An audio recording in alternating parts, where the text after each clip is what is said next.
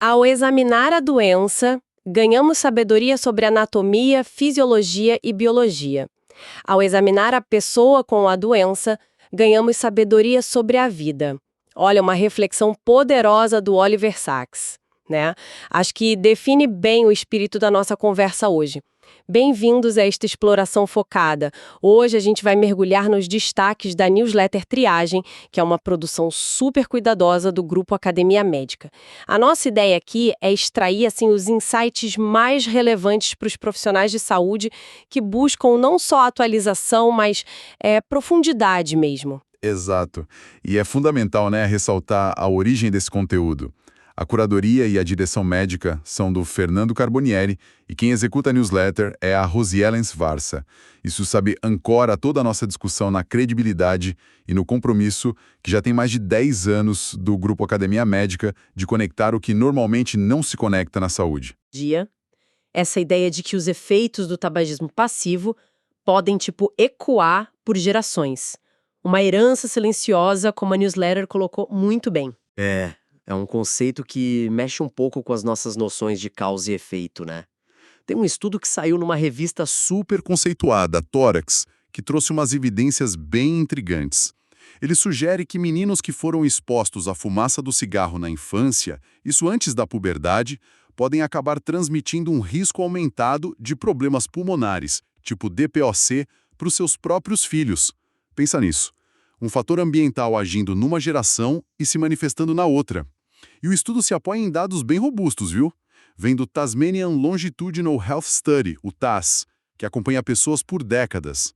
Aí, analisando especificamente 890 pares de pais e filhos, os pesquisadores acharam associações bem notáveis.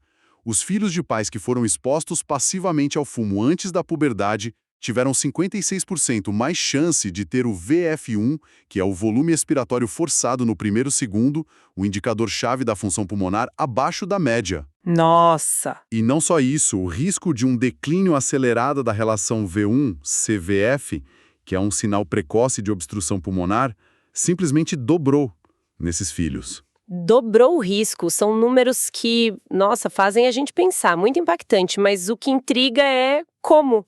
Como isso aconteceria biologicamente? Qual que é o mecanismo que eles propõem para essa transmissão entre gerações? Então, a hipótese principal que os autores levantam tem a ver com epigenética. A exposição ao tabaco na infância ou na pré-puberdade do pai poderia causar alterações não no código genético em si, mas na forma como certos genes são ligados ou desligados, sabe? Essas marcas epigenéticas poderiam então ser passadas aos filhos através das células germinativas. É como se o ambiente deixasse uma memória molecular que pode ser herdada. Claro, o estudo tem limitações, né? Faltam dados genéticos detalhados dos pais para cravar essa hipótese. Mas ele reforça muito a importância de fatores intergeracionais na saúde respiratória. Entendo. E tem um dado alarmante no estudo. A exposição passiva em adolescentes, que foi de 63%, era muito mais prevalente que o tabagismo ativo mesmo, que foi 7%. Isso mostra a dimensão potencial enorme desse problema. Isso redefine totalmente a prevenção, né? A mensagem que fica é que evitar a exposição ao fumo passivo não protege só quem está ali naquele momento, mas pode resguardar a saúde pulmonar da próxima geração. Pais que talvez foram expostos têm a chance de quebrar esse ciclo. É uma responsabilidade que vai além do aqui e agora. Essa ideia de efeitos ambientais com repercussões a longo prazo leva a gente naturalmente para outro fator que está super presente no desenvolvimento infantil hoje: o tempo de tela e o impacto na saúde socioemocional. Um tema que gera muita discussão e preocupação. Sem dúvida. E aqui a gente tem uma base de evidências que está ficando cada vez mais sólida, viu? Saiu uma meta-análise no Psychological Bulletin, da American Psychological Association, que compilou dados de mais de 100 estudos envolvendo quase 300 mil crianças abaixo de 10 anos no mundo todo. Isso dá um panorama bem confiável para a gente. E a conclusão central aponta para uma relação que é de mão dupla. Por um lado, mais tempo de tela está associado, sim, a um risco maior de problemas socioemocionais, tipo ansiedade, sintomas depressivos, baixa autoestima, dificuldade de relacionamento, até agressividade. Certo. Aí, por outro lado, Crianças que já mostram essas dificuldades tendem a recorrer mais às telas, talvez como uma forma de lidar com isso, uma fuga, sabe? O que pode acabar criando um ciclo vicioso.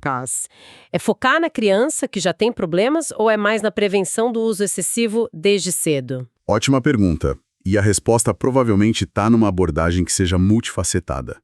A meta-análise mostrou umas nuances importantes. Por exemplo, crianças entre 6 e 10 anos pareceram mais suscetíveis aos efeitos negativos do excesso de tela nas emoções, talvez por estarem numa fase bem crítica do desenvolvimento social. Teve também diferenças de gênero. Meninas mostraram maior tendência a desenvolver problemas emocionais com mais tempo de tela, enquanto meninos que já tinham dificuldades pré-existentes eram mais propensos a aumentar o uso. E, algo fundamental, a qualidade do conteúdo importa muito. Jogos eletrônicos usados como fuga foram mais associados a riscos do que conteúdos educativos ou mesmo entretenimento passivo. Entendi. Portanto, a intervenção precisa ser integrada. Não basta só limitar o tempo, sabe? É preciso oferecer suporte emocional, usar ferramentas de controle parental, discutir a qualidade do que é consumido e, principalmente, promover orientação e diálogo aberto nas famílias. Então a orientação vai muito além de simplesmente corta as telas.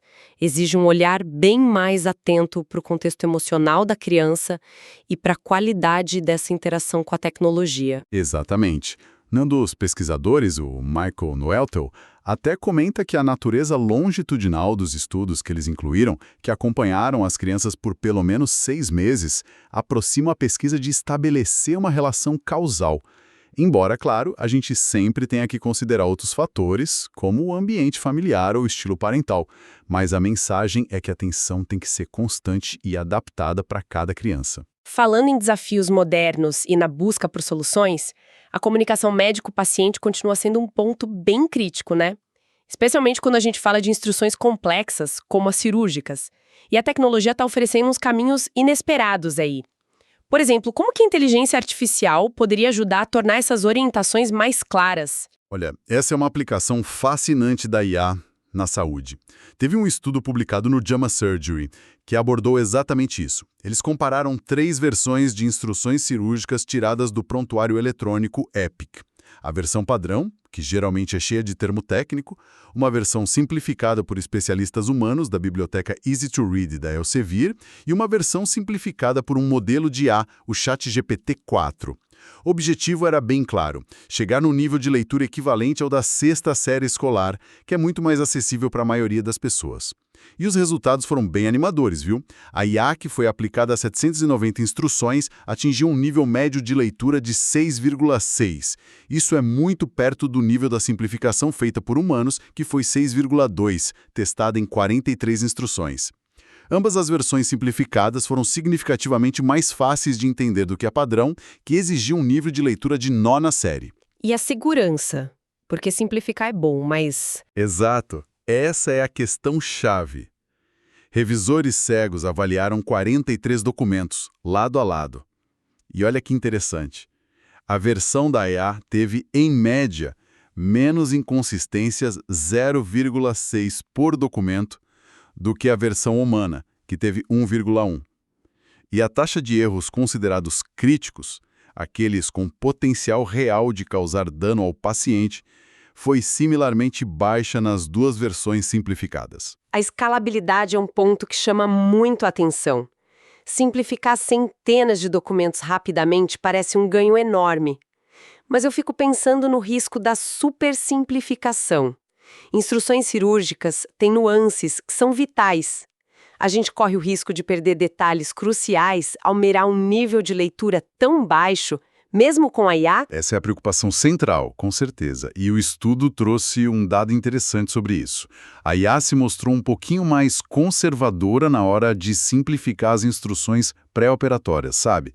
Ela manteve um pouco mais da linguagem técnica original em comparação com as instruções pós-operatórias.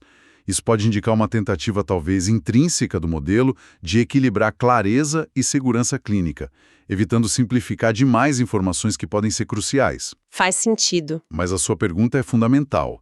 A validação humana é insubstituível. A IA pode ser uma ferramenta poderosíssima para gerar uma primeira versão simplificada, em larga escala, mas a revisão e o ajuste final por cirurgiões, pela equipe assistencial, são essenciais para garantir que a informação seja não só compreensível, mas clinicamente precisa e segura para cada contexto. É uma ferramenta de auxílio, né? Não de substituição do julgamento clínico. E pensar nessas ferramentas, nos avanços científicos, nos desafios da prática, tudo isso leva a gente direto para a importância da nossa própria trajetória profissional. Com isso, chegamos ao nosso segmento patrocinado. Este episódio tem o patrocínio da Talent Match. A Talent Match é a consultoria de carreiras do Grupo Academia Médica, e o foco dela é reposicionar médicos e profissionais de saúde na melhor oportunidade para o seu momento atual de vida. A conexão é bem clara, né?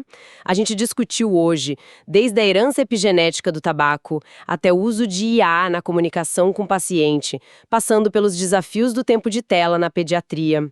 Para navegar por essas mudanças todas, a gente precisa não só estar atualizado com conhecimento, e fontes como a triagem são vitais para isso, mas também estar estrategicamente posicionado na carreira para aplicar esses insights e, bom, prosperar nesse cenário que está sempre evoluindo. Sem dúvida alguma.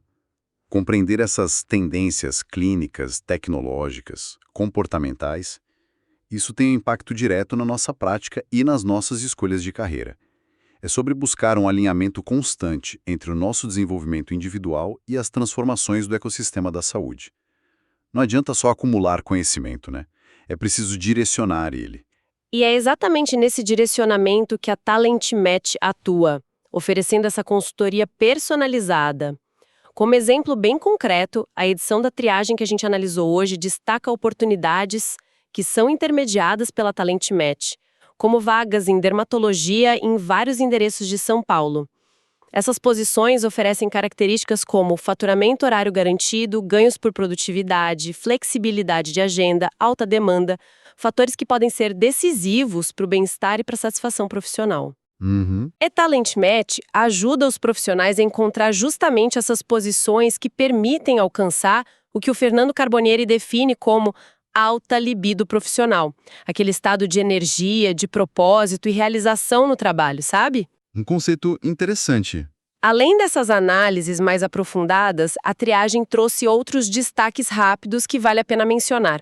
O próprio Fernando Carbonieri vai palestrar no IoT Solutions Congress Brasil 2025, agora dias 3 e 4 de setembro, em São Paulo. Ele vai falar sobre o impacto da Internet das Coisas Médicas, a IoT-MT, na saúde intensiva, um olhar bem focado em como a tecnologia conectada pode revolucionar o cuidado crítico. Tem até um código de desconto na newsletter, Academia Médica ET IoT-SCBR-30. Legal. E na seção de carreiras, teve uma reflexão importante. Clareza, confiança e responsabilidade. A ideia central é que o verdadeiro senso de responsabilidade e engajamento no trabalho não vem da cobrança, mas floresce quando existe clareza de propósito e confiança mútua. Quando a gente entende o porquê e confia no processo, aí gera o sentimento de dono. Faz todo sentido. Essa questão da confiança é chave. E por fim, uma dica de leitura. O livro Job Therapy, Finding Work That Works For You, da psicóloga social Tessa West. Ele investiga as raízes psicológicas da insatisfação no trabalho e propõe caminhos para a gente alinhar a carreira aos nossos valores e necessidades. Parece uma leitura bem pertinente para os desafios atuais na saúde, né? Com certeza, parece muito útil. Bom, exploramos hoje uma gama de temas bem fascinantes, desde a surpreendente herança transgeracional do tabagismo, passando pela complexa dança entre telas e desenvolvimento infantil, até o potencial e os cuidados necessários com a IA na comunicação em saúde e como tudo isso acaba reverberando na nossa jornada profissional. É verdade. E retomando aquela citação inicial do Oliver Sacks, fica uma reflexão, né? Com a tecnologia avançando tão rápido como essa IA que a gente discutiu e a ciência revelando conexões cada vez mais intrincadas e inesperadas como o efeito intergeracional do tabaco, como é que a gente garante que a sabedoria sobre a vida que o Sacks tanto valorizava não se perca no meio dessa busca por eficiência, por dados, por automação?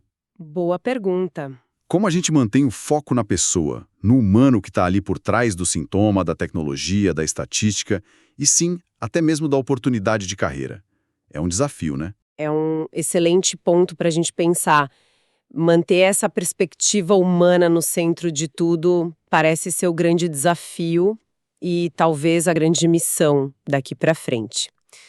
Você gostou desta análise aprofundada da triagem? Se sim, curta o episódio e compartilhe com colegas que também podem se beneficiar dessa discussão. Para continuar acompanhando conteúdos e discussões como essa, siga o Acheck Academia Médica em todas as redes sociais. É conteúdo de qualidade sempre. A gente agradece muito a Talent Match pelo patrocínio deste episódio, os links para a newsletter Triagem Completa para as oportunidades de carreira mencionadas, como as de dermatologia em São Paulo, e também para saber mais sobre a consultoria da Talent Match, estão todos na descrição deste áudio, tá? É isso, até a nossa próxima exploração de conhecimento.